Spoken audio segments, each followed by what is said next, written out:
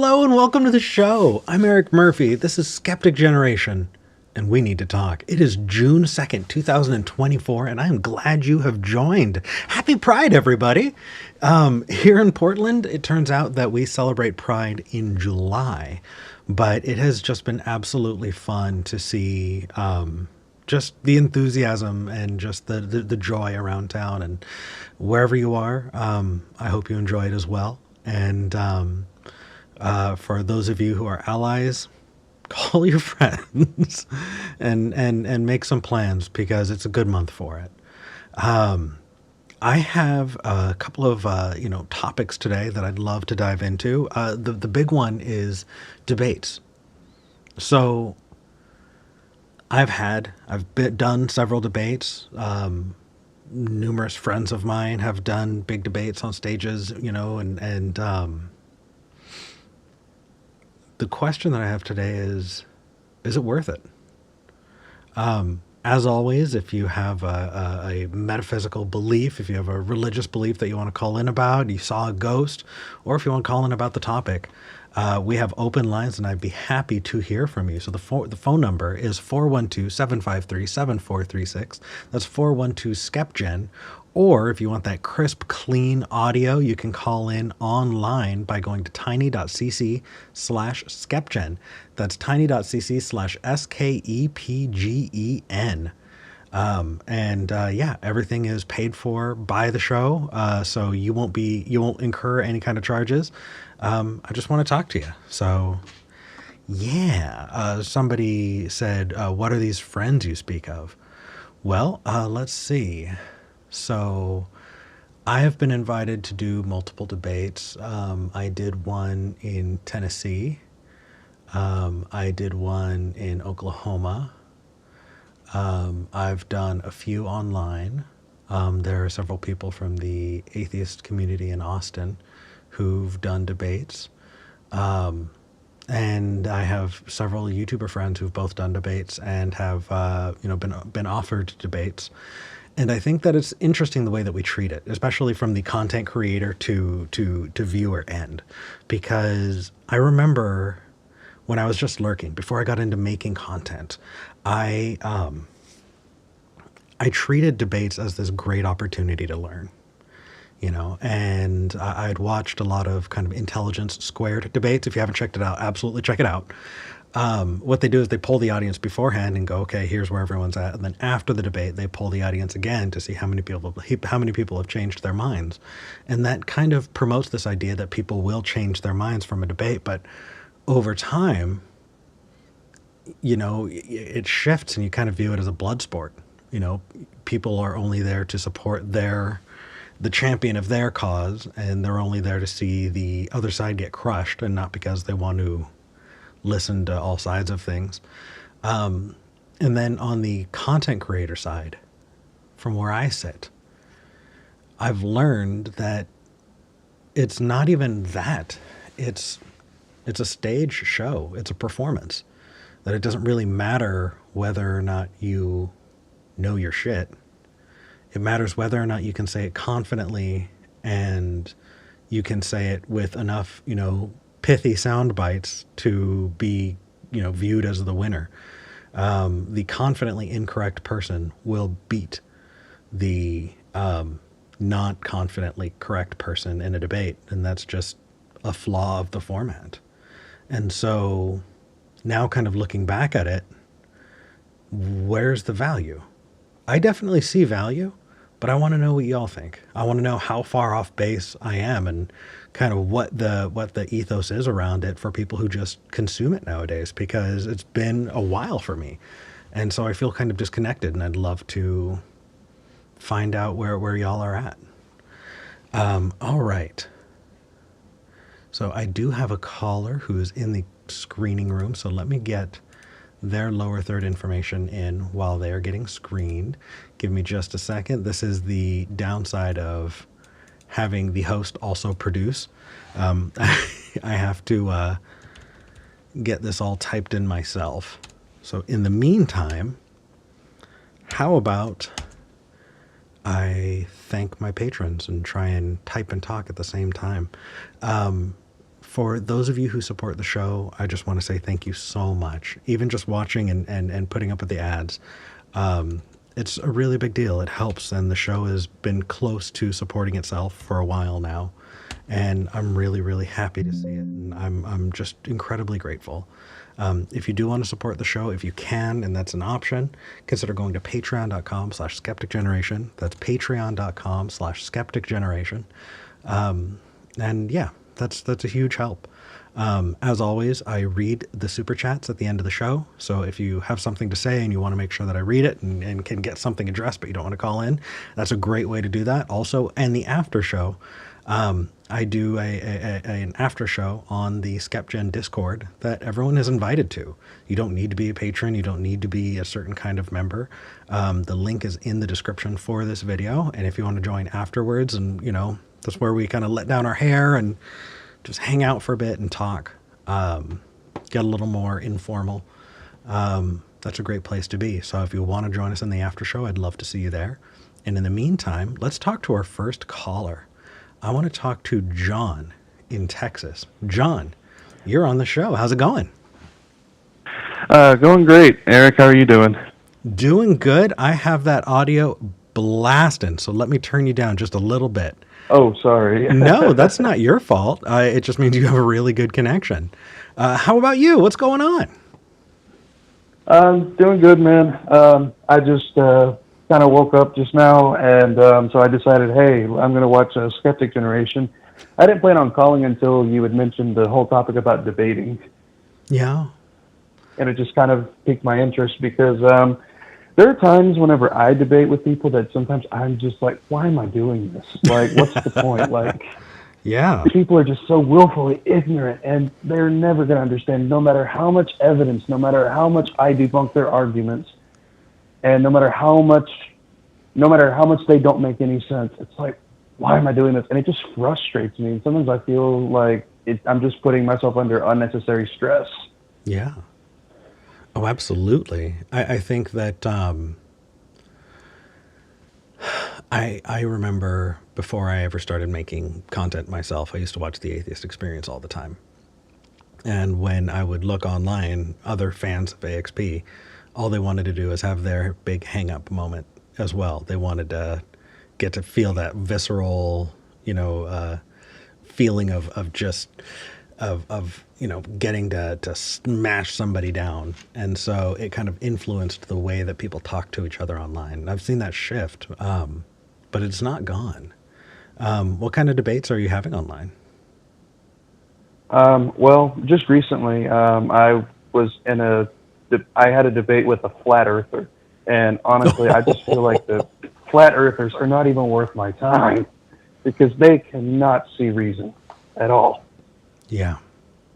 Oh, absolutely. Well, I mean, here's the thing is I think that when it comes to flat earthers and a lot of groups like that, they have found community. It's not just about the facts. It's about this place that they've built for themselves where they have support and people who care about them in it. And so it's really hard to disconnect when you have so much invested in it, Yeah, and I mean, there could be a guy, here in Texas talking to somebody in Japan, and they're flat earthers. Well, on one side of the world, it's dark, and on the other side of the world, it's light. How does a flat earther explain that? Yeah. No, I'm right there with you. So to take the pro debate side, and I'm sure I'm going to take the anti-debate side in another call, but to give you the pro side of it from my point of view, are these private discussions you're having, or are they discussions you're having with other people watching them? A little bit of both. Sometimes I debate with theists in private, but sometimes I do it on Facebook groups, or sometimes in the YouTube comment section. I gotcha. So I think that a debate is different from a discussion, right? If you're talking to each other in an informal way, that's not really a debate the way that I would define it. Well, yeah, that's true. Yeah, that's true. I am using the term a little too loosely. Well, but here's the thing is, like, when I would define a debate, I would say that people are taking turns talking at each other. No one is actively listening, right? When people rehearse for a debate, they're not rehearsing listening to the other side and engaging. They're rehearsing on what they think is going to be the most effective thing so that they can say it and then the other person can say their piece so that you can say your piece, right? It's people taking turns presenting their arguments, and Right. that's not how people actively listen. That's just not how Right. people do that. But it is useful. It can be useful when you're a third party and you're watching that happen. You know what Right, I mean? exactly, because that's how I. Oh, I'm sorry, I did not mean to interrupt you. No, go ahead. But what I'm saying is that actually watching debates really helped me as a third party to deconvert, especially watching the atheist experience, like the old videos of the atheist experience when you were on Talk Even, but also just listening to great minds like Christopher Hitchens. Yeah, and it you were not the person on the defense when you were engaging with that content. And I think that that's really, really important for some people, is to be able to engage with ideas without feeling like they have to, take it personally and fire, some kind of witty comeback. And so I could see the usefulness of that. If it is a private thing, one-on-one, then I think personally, if it's a debate that's happening one-on-one, I don't see any usefulness in it. Right, but I mean, I think, but a discussion, especially if others can see it, can be very useful because maybe you won't persuade that person with whom you're having the discussion, but you can make other people who are reading it or listening to it think like, wow, I really have to think about this. Yeah, well, I mean, and that is, again, if it's public. Just in private, I Right, mean, not so much. But publicly, right. Right, yeah. and I guess another issue of mine is that whenever I am debating with theists who are making absolutely no sense with their arguments, and I try to debunk them with science, with facts, and then they just kind of rebut with things that make no sense. Sometimes I just get so angry, and it's really hard for me to not start yelling at them. Well, yeah, and I think that the way, like, there's so much overlap in the atheist community with this kind of really smarmy, self-righteous, how do I describe it? Kind of Right, the Ben Shapiro, tech bro, Jordan Peterson crowd, you know? and right, and the it is definitely difficult to have a discussion that doesn't immediately make people freeze up and not want to talk to you. right, exactly. And so I mean, I it's really totally hard. understand. Oh, sorry. No. So there's always going to be a bit of a delay. And so as long as we're both understanding of that with each other, I totally understand. Oh, You yeah, don't need I to do apologize. understand that. Okay. But I interrupted you. Go ahead.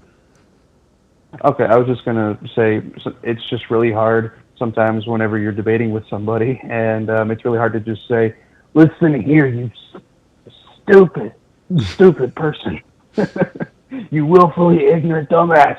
Listen to me." Yeah. What's funny is I feel like there was a little bit of therapy that I went through when I was doing that, because part of me was yelling at the ignorant, stupid part of myself that took forever to figure it out. I think Me that, too. okay, so you deconverted as well?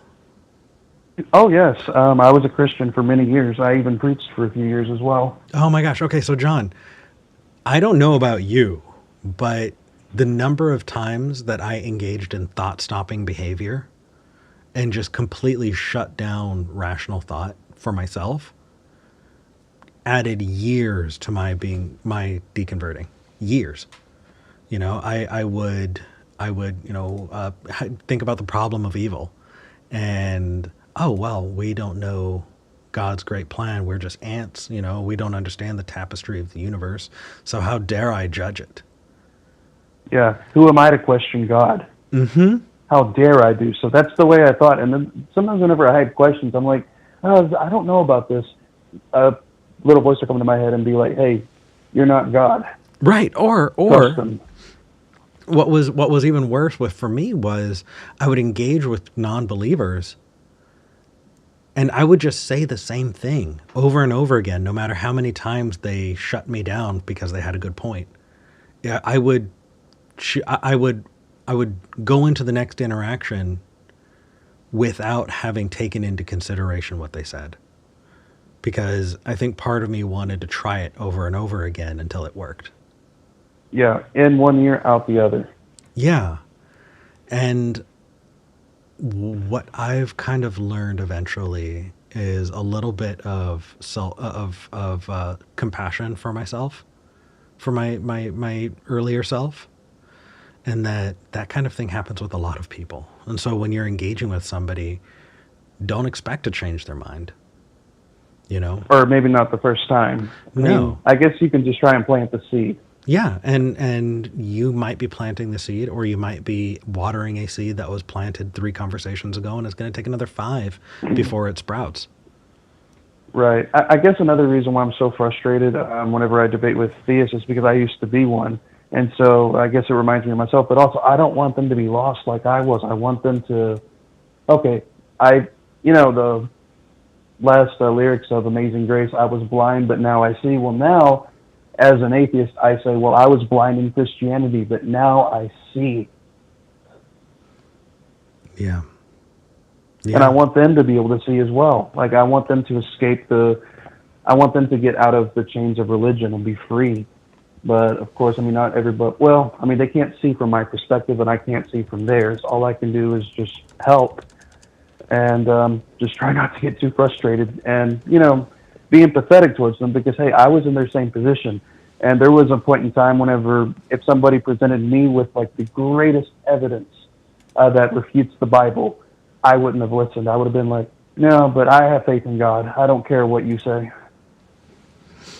Yeah, and honestly, like for people who get really into apologetics, there is an entire contingent of people who are proud of that, who deeply, deeply are proud of it. In fact, there's Kierkegaard, I believe, is the one who responded to nihilism by saying, it makes you an admirable person to believe in spite of an uncaring universe, to believe despite there being a lack of evidence.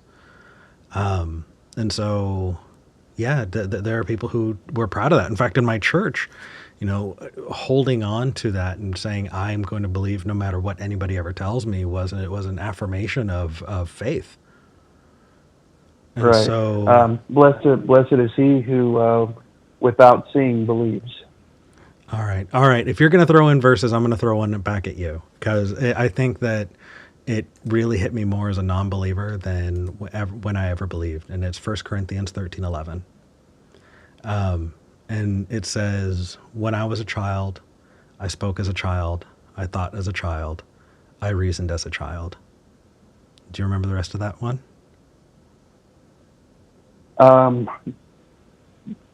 Vaguely, but now something about being a man. I cannot remember exactly what it says.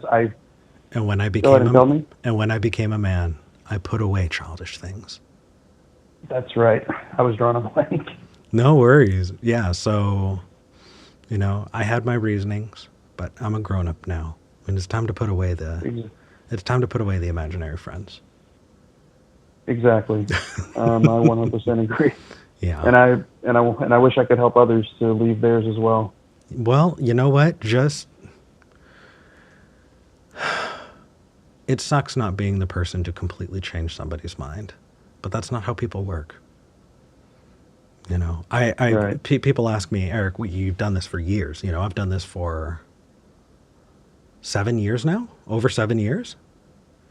And I rarely go past step 1. In fact, the reason I wanted to do shows the way that I do them is so I can have ongoing conversations. So I might be able to get to step 2 or 3, with those callers if they call back. Right. But, people ask, Eric, do you get frustrated going over the exact same things over and over and over again? And what I think to myself is, it took how many exposures for me? If it took that much for me, and the fact that somebody might be viewing these conversations for the very first time today, then I can't expect everyone to be where I'm at. You know, Right. their journey is their own.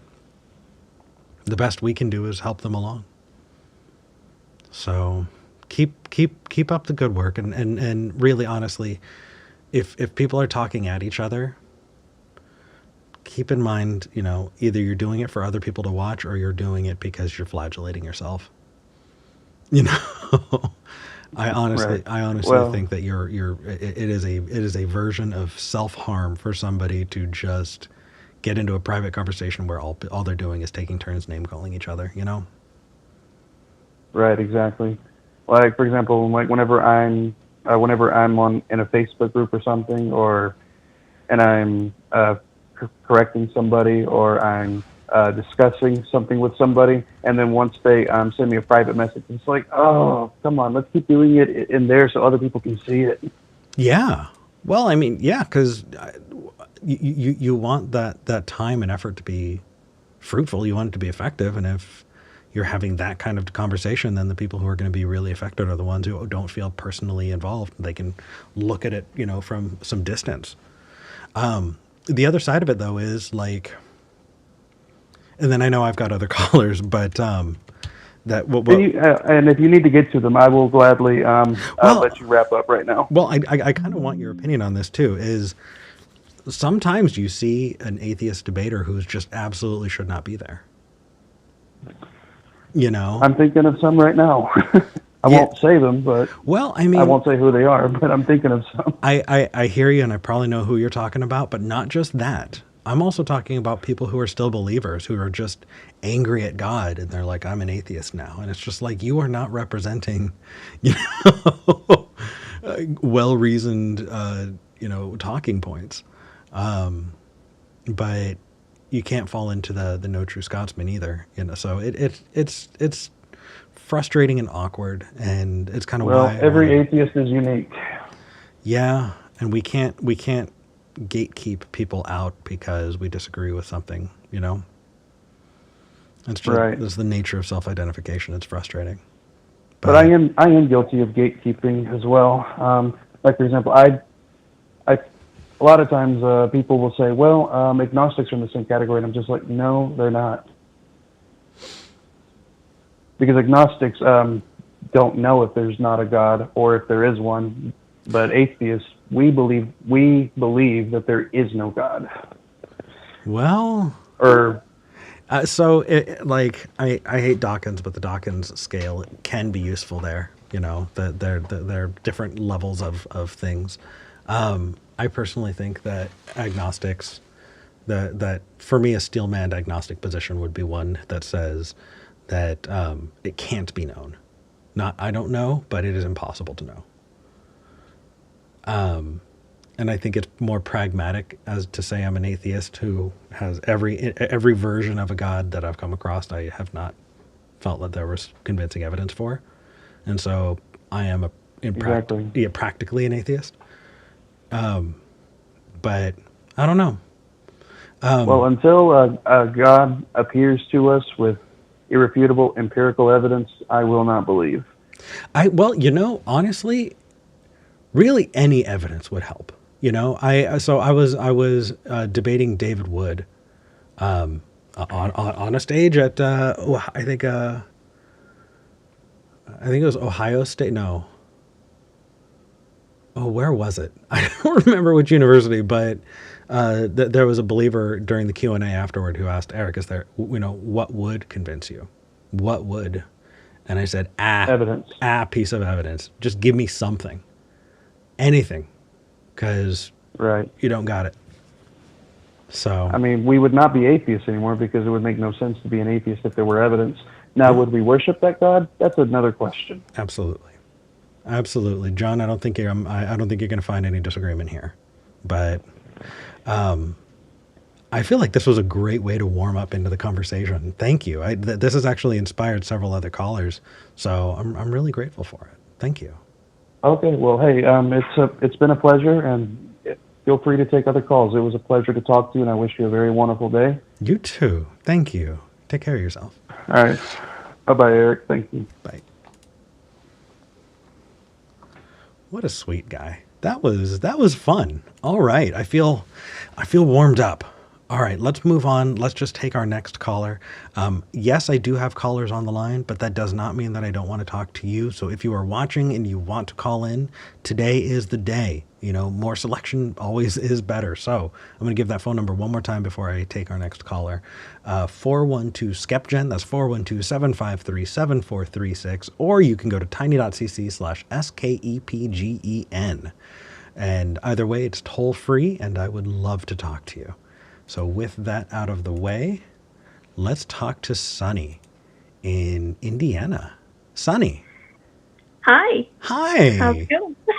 Happy Pride. Happy Pride. Thank you for calling in. Thanks. No, thank you for taking my call. This is something that I've been thinking about calling in to talk to you about for a while, and it's been stewing. Yeah. And I think it's finally time to talk about it. So thank you for being there to discuss these things. Of course. So, I'm sure you see the description already. Yeah. We're going to talk about the satanic panic. Yeah, let me read it. It says, coping with close family members who you love and are still on board with satanic panic. You love D&D and Magic the Gathering. Family members are trying to convince you that those things destroy lives. Damn. It's heavy. Yeah. I love my grandma so much. She's in her 70s now. Yeah. Very, very evangelical Christian. And we're very close. I'm an atheist. She knows that I'm an atheist. She's tried to fix that and it hasn't happened, so she leaves me alone about it for the most part. Okay. But and we call every week. You know, we're very close. Mm-hmm. Unfortunately, something happened recently which brought to the forefront and brought to my realization that she feared for me because I do love Dungeons and Dragons and I do love Magic the Gathering. I had a family member recently who got very addicted to the gambling aspect of Magic, you know, where you buy the booster packs and stuff. Oh my gosh. He was spending all his money on that. Yeah. I've spent thousands. Oh, sure. I've spent several hundred over the years. Yeah. I've got a pretty good collection. But he was in a situation where it was bad enough that it was severe. He did need to get out of the hobby.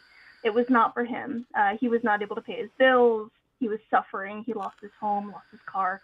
It was bad. They already had the thought in mind that things like Dungeons and Dragons and Magic the Gathering were bad and evil, so that just kind of cemented their view of this. My grandma never changed her view from the 80s when the whole satanic panic was in its, you know, stronger years. So when this happened, they forced my cousin to sell his entire collection. Like 10 years of Magic cards, and they sold it for chump change to a local card shop. I got into a bit of trouble. I didn't tell them that I was doing this, but I felt bad for it. And I thought, you know, maybe eventually he would want those cards back. So, you know, and if he got out of the addiction aspect of it and was healthy and able to come back to it again if he wanted to, my thought was I was going to buy his collection from the card shop, keep it secretly hidden away safely, and then if the time ever came several years from now that he wanted them back, I could say, hey, by the way, I have your cards. You know, I can give them back to you. That's so sweet of you. I thought it was sweet too, but they some things happened and they found out that I tried. I didn't wind up getting his collection, but they found out that I had tried to get it.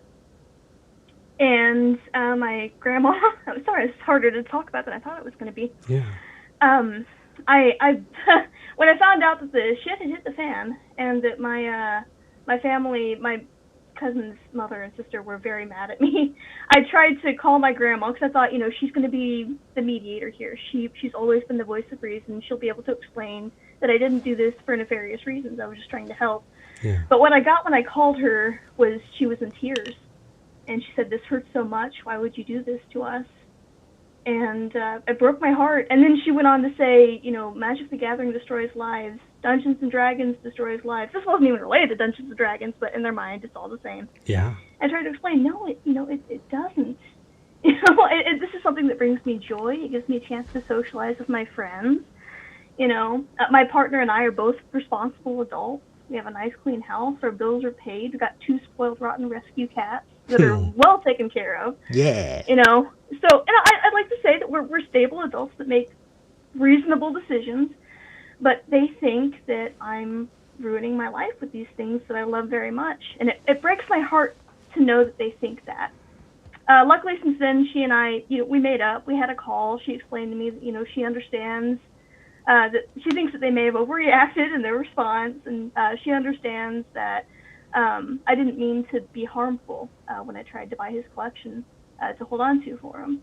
Yeah. But my aunt very much still believes that I am the devil, and I haven't spoken to her since. So I'm not too worried about that in particular, but I hate that my grandma thinks that I'm doing things that are harmful to me when they are they're the hobbies that bring me the most joy. And I was wondering if you might have any scripture that I could throw back at her, or Okay. any sort of ideas that I could use to cope. Right? Absolutely. So, it's funny that you call in today of all days, because I was wanting to talk about debates, and actually was Right. Yeah, I did. I had a debate about this that might be interesting for you to look into.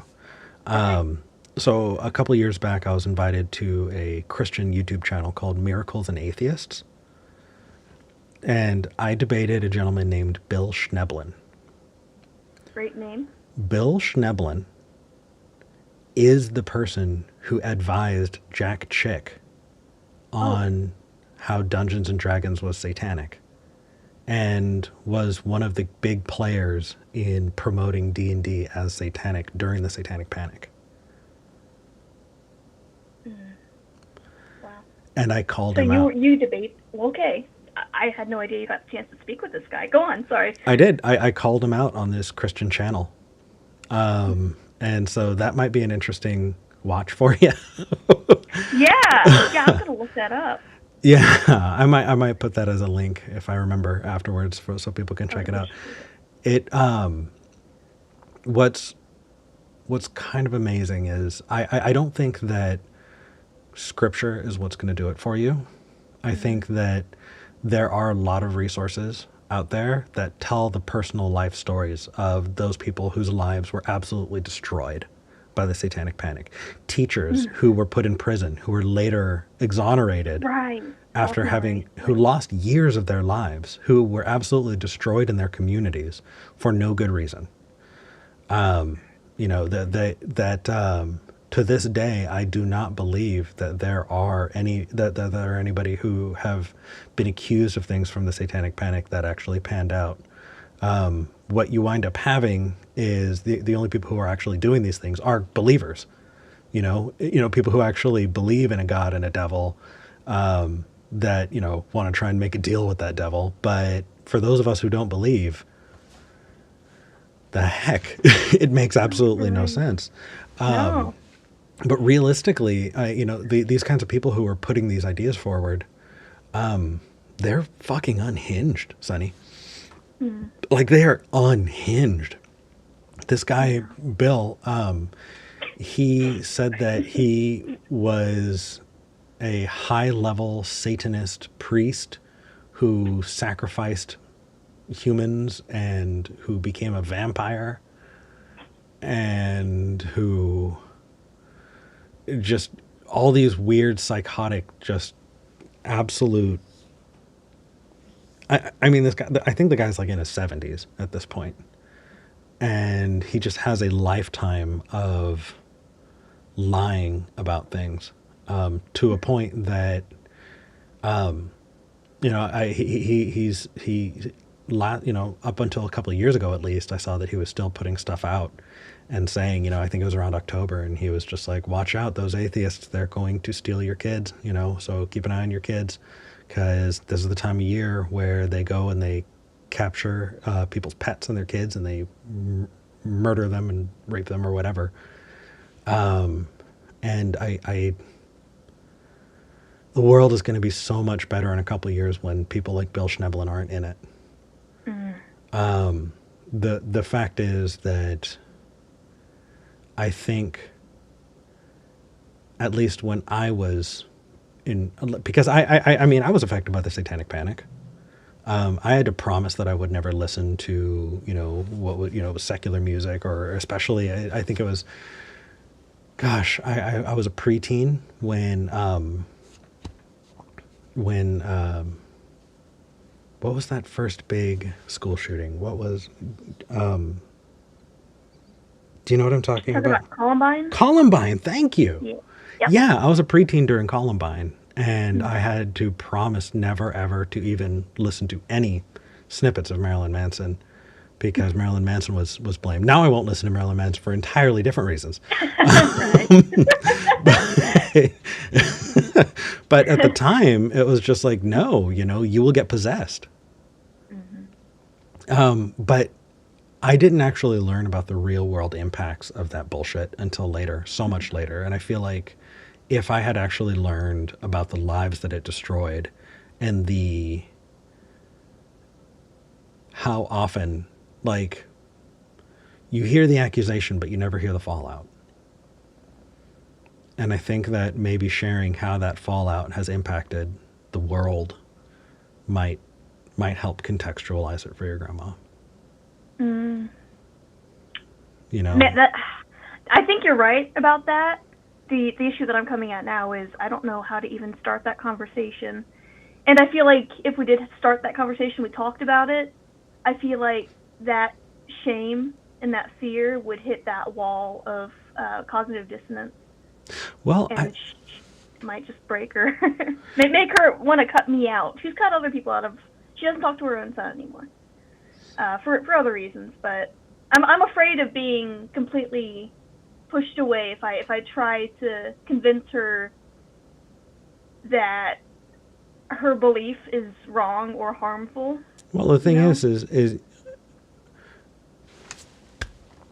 does she donate to televangelists? I don't know. She does a lot of. I think a lot of her money goes to like missionary work, which I also have issues with. But she has it's coming from a good place in her heart. She doesn't realize the implications, but no, I got you, and that is very different. So where I went to church in Calvary Chapel, heck, every Calvary Chapel I went into had pictures of missionaries, doing their white savior bullshit. Yeah. Building houses that are not structurally sound in third world countries. They mean well, but yeah. Yeah, but what I mean by televangelists are the prosperity gospel preachers. Right. That. She used to have the 700 Club on TV when she was babysitting me as a kid. Okay, is she still into that? I don't know. I haven't really paid attention to what's on her TV much. Because been over as an adult. But. What I've found is that most, even somewhat rational people who most Christians that I meet absolutely hate those guys. You can be a Christian and not believe what every single other Christian believes. There are doctrinal issues that you can have. And I think that there are lots of Christians out there who are for gay marriage. Speaking of pride, there are lots of Christians out there who are, trans affirming. And I think that, to see the satanic panic as a net negative does not mean you're no longer a Christian. You're not trying to convince her necessarily, but you know your grandma better than I do, obviously. Yeah. And so, whatever decision that you come to, Sonny, I'm on your side. Oh, thank you. I appreciate it. I think basically what I've been doing is just reminding myself, giving myself self-affirmations that, what she is saying is incorrect. She's been wrong about stuff in the past. Like you had mentioned, there are some Christians that are, accepting of LGBTQ plus issues. My grandma, I love her. She struggles with that. I think she wants to love gay people, but she still thinks that it's a sin. I have my own traumas with that in the past that I could bring up. Maybe that's for another call in the future, but she struggles with things like that, and she's very, very firm in her conviction. And I think a lot of that has to do with the fact that she is, she's older. She's in her 70s. She's really stubborn. It's hard to get past some things, but there are other ways in which she's grown. She used to think that hell was a place of fire and brimstone and torture, just a horrific place where you would burn forever. She believes that.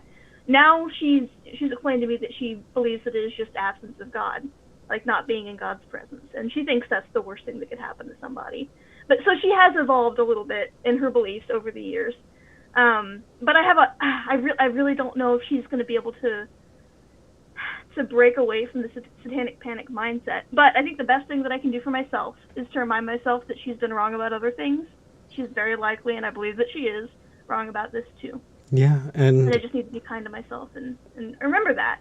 absolutely. It's so funny that, when it comes to family, you're not just making a choice to have a conversation with somebody like you would online, where you can let loose, because there's a relationship that you may want to preserve. And sometimes, that relationship is more important. And Yeah. I feel like in atheist spaces, not enough people admit that.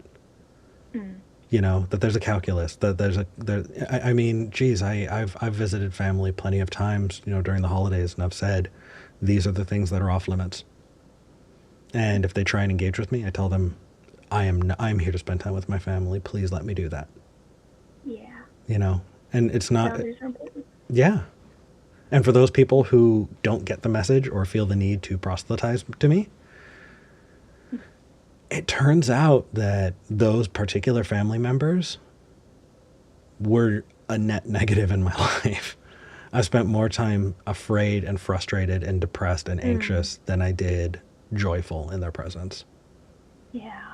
And Yeah. so I'm okay with it. No, I feel that. Yeah. Luckily, in my case, with my grandma, she does. I think that she loves me more than she loves converting people. So I'm able to spend time with her and genuinely enjoy my time with her. Sometimes she, dips into the, I've got to remind you, God loves you. You can always come back if you ever feel like praying. You can try. And she's very gentle about it. But it's never enough that I feel anxious in her presence or upset. The thing that bothers me is just ruminating over the fact that I know that she worries about me over things that bring me joy. Yeah. So if you want to have a good cry, I can use one, sure. look up David Archuleta. Okay. How do you spell that last name? I don't know. Fair. David Archuleta. I'm sure Google will autocorrect it. Found it, yes. But was a big deal, was a Mormon kind of, popular singer, really popular singer. Came out as gay and has had this wild ride, but recently put out a song that apparently David's mom had said, because David left the church, obviously, and David's mom left the church as well. And it's not because she stopped believing, but she said, if my son's going to hell, then I'm going to go too. Because if someone as good as you is going to go to hell, then we're going to go to hell together. I think that's the biggest frustration that I've got, is that she genuinely believes that that I'm going to wind up in hell if I don't, be a good Christian. Yeah. And my thought has always been, what kind of a God would do that to somebody like me? Like, not to brag on myself, but I think I'm doing all right. Yeah, you sound like you're doing great. If you want to have a good cry, it's just, mwah, it's really good. I'm gonna have to look that up. Yeah, Definitely.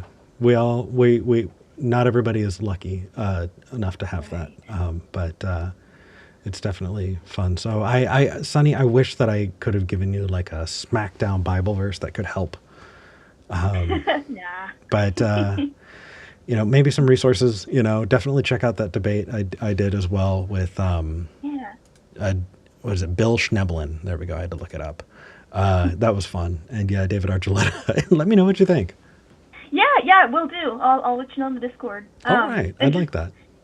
And the call has been very cathartic. Just being able to openly discuss this. I've never been able to air this publicly before. Aww. And this is it just helped to talk about it. So thanks for being a listening ear. Absolutely.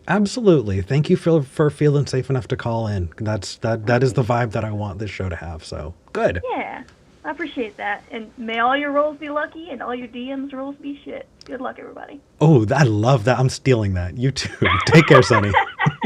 Thanks. Happy Pride. Happy Pride. I like that a lot. May all of your rolls be lucky. May all of your DMs rolls be shit. But here's the thing: is I have found myself the unwilling DM in so many scenarios that well, even then, yeah, okay. For good DMs, for people in the know, it's all about the rule of cool. You know, even if we roll behind a screen, so that we can fudge the numbers, often in the favor of what is the most fun thing for the group. So anyway, I want to hop on over to the next caller. I do have, let's see, I had somebody else drop out of the queue, which means I don't have somebody after Jesse. So Jesse, hold on just a second. I'm going to put the phone number up one more time because this is a good day and I don't want today's episode to end early. So here's the phone number: 412-753-7436. That's 412-SKEPGEN. Or if you want to call online for that crisp, clear audio, you can call tiny.cc/SKEPGEN. That's tiny.cc/SKEPGEN. And either way, it is toll free, and I'd be happy to talk to you. So let's move on and talk to Jesse in New Jersey. Jesse, you're live on the show. All right, Eric, how are you, man? Hey, Well, I honestly, I've got some warm fuzzies. Like, what good calls I've had today. I'm really, really grateful. oh, really, man? I tell you, I had a couple things to call about, but man, so many of your callers brought up so many points that I just wanted to catch on to. I don't know where to start now. Anyway, yeah, that one, your first caller in particular about, just really quick, about Amazing Grace. I always hated that song. Everything about it, from the music right down to every word. But now I listen to the words and I just have to laugh, about like turning it around. Yeah. It's just like, I find it odd there is no God, but I'm blind, but now I see. I just got to crack up at it now. I listen to it, so It has a different meaning for me now. Like, you know what song will bring me to tears every time? Hallelujah. that's it. Hallelujah. Yeah, I never had a problem with that one. Because Oh my gosh. I'm a musician and I don't bother listening to the words most of the time. I went to a Tim Minchin concert years ago. It was right around Christmas, Oh, and excellent! he sang. Matilda. Yeah. And he sang. I listen to that like almost like every morning. I listen to that. Nice. Yeah, he sang Hallelujah, and I was just ugly crying. Yeah. But Oh, wait, he must have switched the words around to that a lot. oh no, No? Huh. Yeah. Okay. Anyway. What did you want to talk about? Oh, mainly, I used to go see Christian singers back in like 2006, and I absolutely loved them because they weren't, the way I was seeing it, I was never really into that type of thing. But I first heard about them, and I was sort of like, oh no, not Christian music. And then I went to see them, and it was more like, not so much Christian music, more but inspirational music. And I went to hear them like every single place, they played since then because they were local. And I absolutely loved them, and they moved away, and like in 2009. And they would still come back because they were in the neighboring town. And I got to be really good friends with them. And I just saw them last night for the first time in a few years. Mm-hmm. And I was amazed. I mean, I knew all the words to all their songs. I never really attached it with the religion.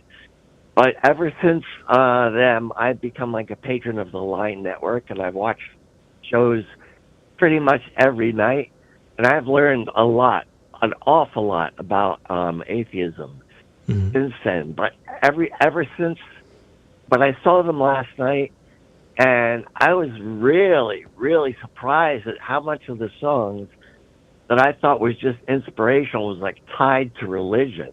I know, right? And it was like I had a real hard time singing the words, knowing how much of it was, tied into religion and all. I was just like, oh my God. It's just like, I can't really, I mean, because I'm a musician, and for the most part, I kind of ignore the lyrics. But with this, it was just like, oh my God, is he really saying this? This is like really related to God. Oh yeah. And it's kind of like, Oh yeah. it's sort of like, it's like, ugh. So my Christian rock phase was, I don't know if you've ever heard of Skillet or As I Lay Dying. No. No. I'm sure people in the comments will. Or Okay. even like Creed. I think it was Creed.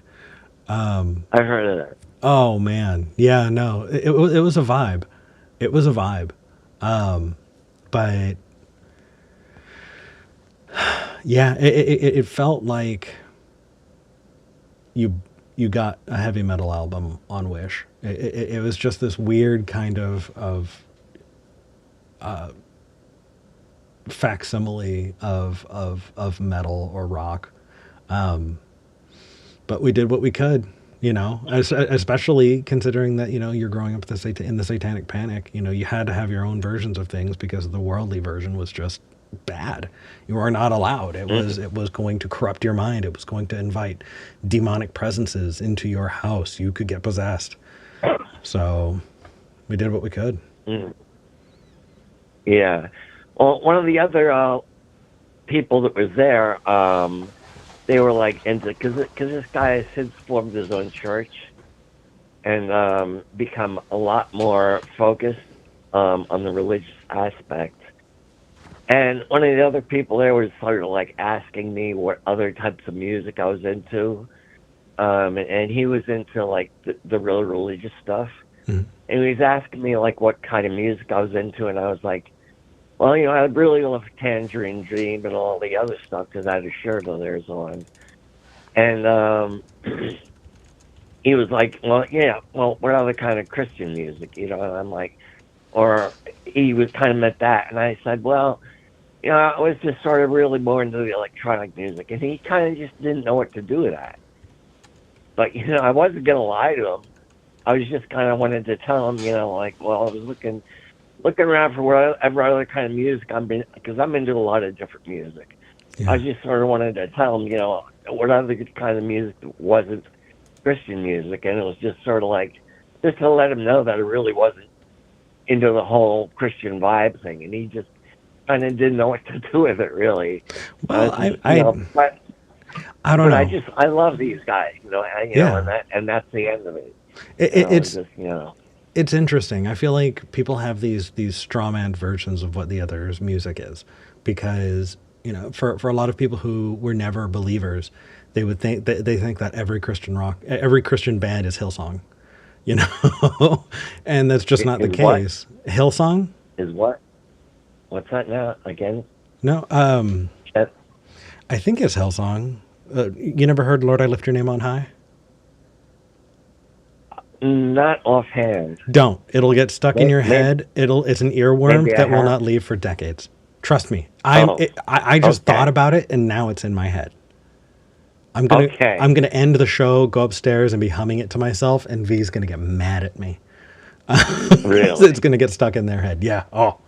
Okay. Anyway, but sorry if I brought that up. No. It's fun. The thing is I think I've had enough distance from it that I'm not angry anymore, and so I can look with some joy at time that I had. Not everything was bad. There was a lot of bad stuff, but I also volunteered to help teach Vacation Bible School as a teenager, and I had fun. I went to Christian camp. It was fun. So I don't know. Well, it's good that you can look back on that, finally. Yeah, you got. It wasn't all fun, but there were some fun things. So anyway, whether or not it's a religious band that you found, the fact that you like it, I'm glad. Yeah. Well, yeah, the way my mind works is that I tend to look at the good times, and that sort of overshadows the bad times. is like I was in a very serious car accident in 1984. Mm.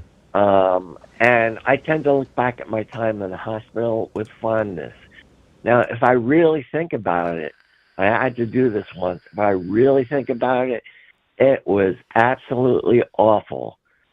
But I remember the times like of recovery, getting better, and the other patients there, and that whole sense of camaraderie. And I just tend to think of the good times, Yeah. you Good. know, the way that it was, and just the whole getting better thing, and the Yeah. therapeutic aspects of it. And It takes time. I just, It takes time to kind of process through the trauma, but yeah. yeah. Hey, Yeah, so I tend not to think of all the badness that there was, you know. So I'm glad. that's just the way my mind works. It's not a conscious thing. It's just how it is. So, I like it. Hey, thank You you know. thank you for calling in. hey, thank you for taking my call. I wasn't planning on calling, but every friggin' week you bring up something that's like, oh man, I gotta call in for this. I gotta call in for that. Well, I'm glad. And a lot of times I'm just not in a position where I can. Otherwise, I would. So Well, this week I was like, oh man, I'm like, I can do it. I can do it. So here you go. well, cheers. Thank you for calling in, Jesse. You're very welcome, Eric. Take care. Take care. Bye. Bye. Oh my goodness. The number of people who are pissed off at me for bringing up that song. That is hilarious. Thompson says, Eric, you evil bastard. And Eli Lloyd, oh my God, that song. Oh yeah. Oh yeah. I remember. I'm so sorry. Sometimes it sticks, man. Sometimes it sticks. Oh, I think I might have a few more calls coming in. Good. Good. It has been an hour, and I would love to keep it going. I have one more caller that I want to talk to for sure. But if you want to call in, 412-SKEPGEN, that's 412-753-7436, or you can go to tiny.cc/SKEPGEN. That's tiny.cc/SKEPGEN. Call in toll free. Would love to talk to you. In the meantime, I've got a caller from Spain. Ode. 1,000 euros. Yes. You're on the show. Hi, hello. Hello. Nice. Did I say that right, Ode? Ode, yeah, that's perfect. It's a Basque name. I don't know if you've heard of the Basque region. I have that region between Spain and France, right? Correct. Where correct, you mix yeah. where you mix red wine and Coca-Cola. Oh, oh my God! You know what, Calimocho? That's incredible. Yeah. Yes, No, I've tried it. Yes, I did that's not like the party it. drink around here. Not a fan. Yeah, I mean, it is a cultural thing. You have to get used to it. I'm afraid. So, What do you want to talk about? Thanks for taking the call. Yeah. The conversation that I want to have about is I do end up having regrets about there's people that I do not have around me anymore in my life, and it's weird because some of the disagreements have been like when I was a kid, disagreements tend to be more religious, Mhm. and nowadays disagreements tend to be more political, and it's painful because you end up having to cut people off from your life when you know they are in that negative, right? Yeah. Oh, absolutely. So, for example, when you break up a relationship when it's super toxic and you're not happy and it's painful, but you have to cut it out, and it hurts to cut it out, but then in the long run you're going to be better, right? Yeah. The main two, when I was a kid, like 7 years old or something, my granddad took me to church. I've never been religious. My parents have never been religious. My parents are super left-leaning, LGBTQ accepting, super nice. Nice. But they are kind of difficult sometimes, as all parents are, right? But my grandparents on my mom's side were super religious. Like my grandma's mom used to be the person that cleaned the church after service. Oh wow. Okay. Like as far as I understand, in Catholic circles, that tends to be like a big deal. Yeah. Because you have the keys to the church, because you close afterwards. Yeah. So it was a big thing, and so I always was brought up like at my grandparents' place. There's always like a lot of religious iconography and stuff, and my parents were never religious, so I never sort of got it right.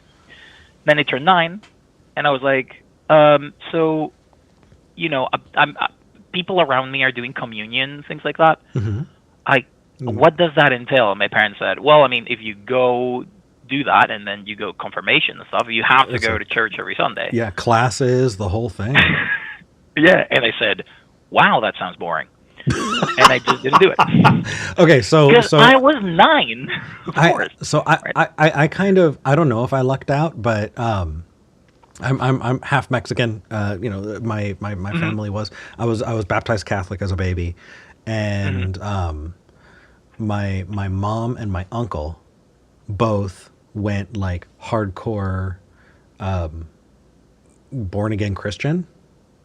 Oh. And so my grandparents kind of followed them, but not like in a hardcore way, but just kind of wanting to keep that connection with their kids. And so I didn't have to go to confirmation. I didn't have to go to, you know, any of that stuff. It was different, but I was close enough to it to have to see, you know, to get to see, especially in the community I grew up in. Old Catholic.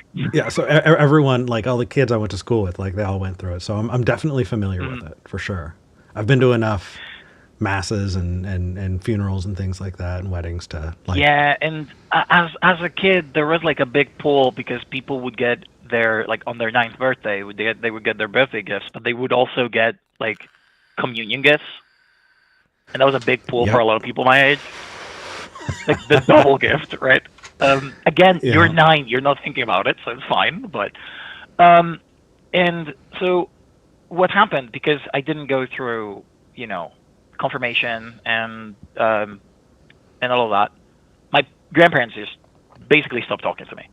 And like I was 9, I didn't understand it. I had the experience of going to church with my granddad once. I was like 7. And something rubbed me the wrong way, and I told my mom, and I was like, I don't know, I didn't like it. It was kind of boring, and yeah, I felt weird about it. Don't remember why. I don't remember basically any of it, but I do remember my grandparents being kind of distant afterwards, because again, I was not like I wasn't part of the clique, right? And it just felt weird. And my grandparents passed when I was like 13, 14, and I never made up. And it sucked because I lost that side of my family, and it was kind of strange. When you know people had that relationship. Can I ask you a question? It might be too much, and if it's too personal, you just tell me, okay? But I have family members, close family members that I will never speak to again. And after going to enough therapy, for me, I realized that I didn't actually miss them. I missed the idea of them. That is very true. And the second point that I was going to bring up is basically that. Yeah. Is it possible that the feeling that you have isn't so much that you wish you could have had a relationship with them, but wishing that you may have just wanted the kind of grandparents that you see on TV? Probably. I wanted, like, you know, the close grandparents, the, like, super friendly grandparents that, you know, helped out with everything and they're super present. Yeah, they never sort of had that. Neither on my mom's side nor on my dad's side. My dad's side's a complete different kettle of fish. They're terrible for different reasons. But I just want to hug you.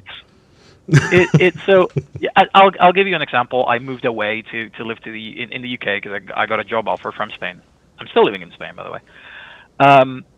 And I was going away. I didn't know if I was going to come back because you change your life so much. You're changing countries. You might, end up getting a family in a different country. You never meet those people again. I went to say goodbye to my grandma on my dad's side. I was like, okay, so I'm moving. I just went for lunch to visit her. And the response was, "Oh, that's nice. Do you know what your cousin did the other day?" And then just never asked me about anything, about my life, any changes. Hadn't seen her in a year, and just wanted to speak about my cousins. And I was like, okay, that's very cool. You don't care what's going on with me at all. So the other sort of hard disagreement, and this is the one that I'm, sort of currently fighting. In January, went out with my parents for a drink, to drink calimocho. In fact. Gross. Um, Okay. and So you can drink whatever you want as long as you've got that basket cheese, man. You guys got some good cheese. yeah, I mean, we do have fantastic cheese. In my region, there's fantastic cheese, in fact. Yeah. Oh. And Anyway, go ahead. we have gold uh, gold medal winners in the World Cheese Awards going to my town square every year. We have Oh. like 9,000 people living here. It's insane. Oh yeah. For people who haven't had Petite Basque cheese, it's just. Anyway, So go ahead. yeah, we went out to to have some drinks just to chat because I've always been very friendly with my parents, right? But my dad is a very difficult person. My dad is very opinionated and heats up a lot when he's having conversations. Like he gets very angry about random topics.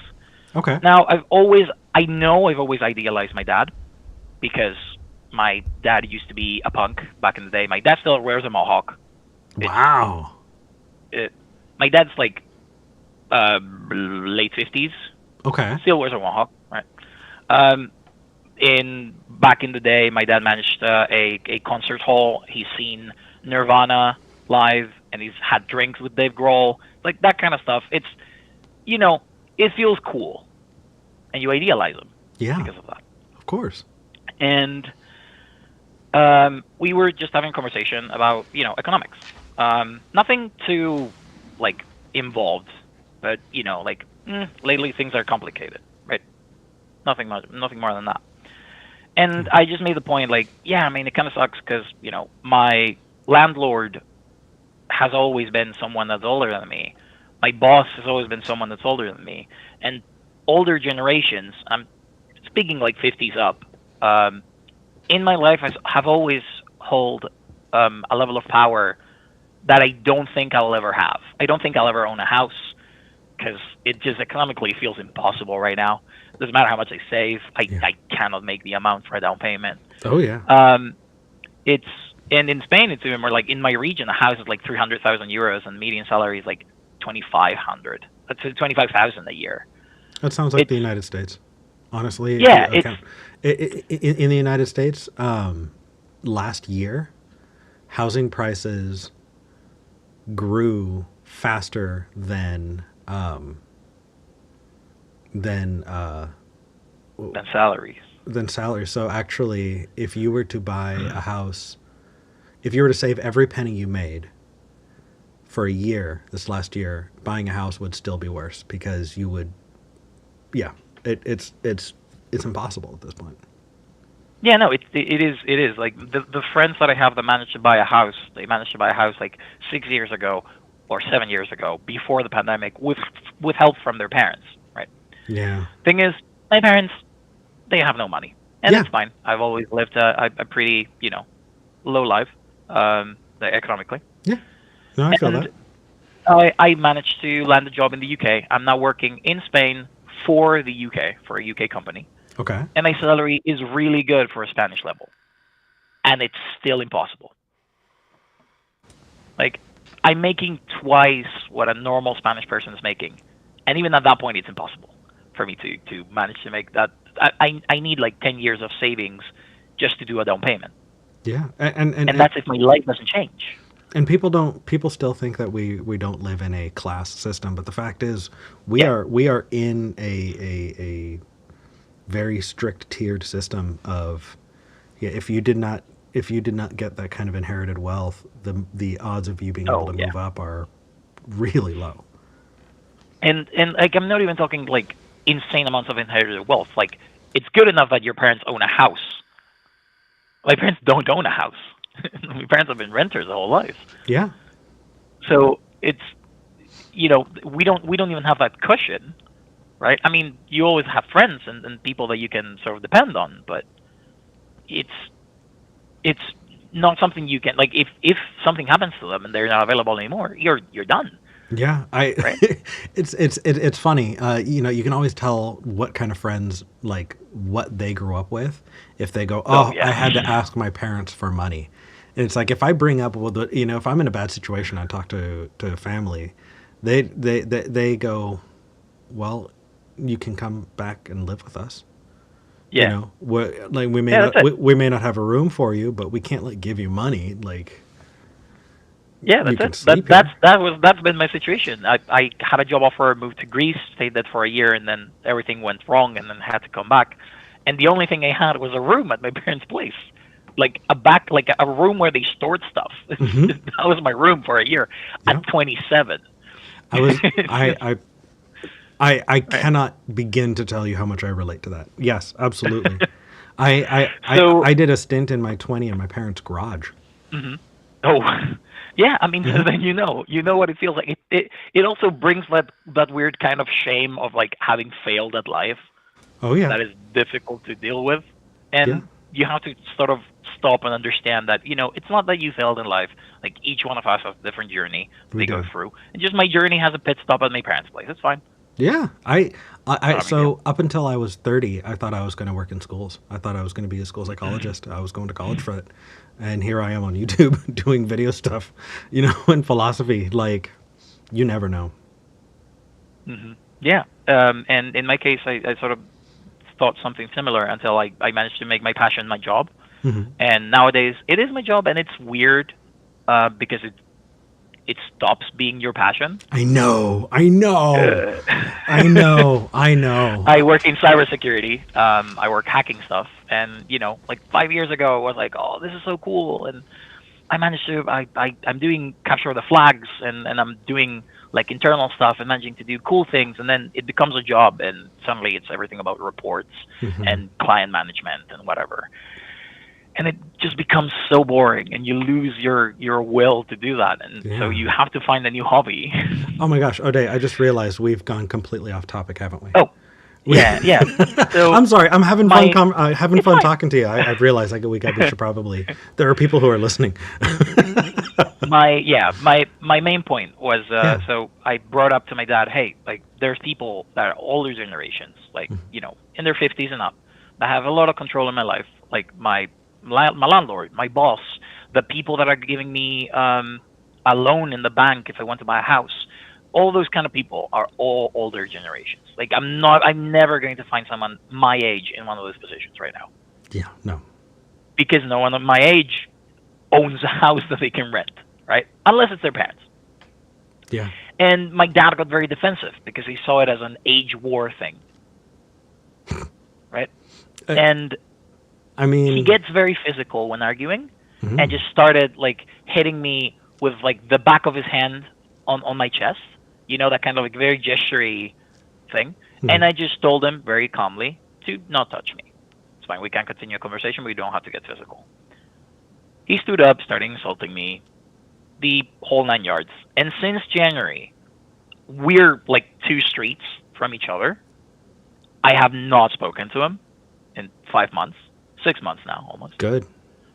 Um, and I'm going back to like I've had this ideal of a person for my whole life, but then I've also dealt with all the bad shit that comes with it because you end up idealizing him, and then he does something that's horrible, and you're like, it's my dad, it's fine.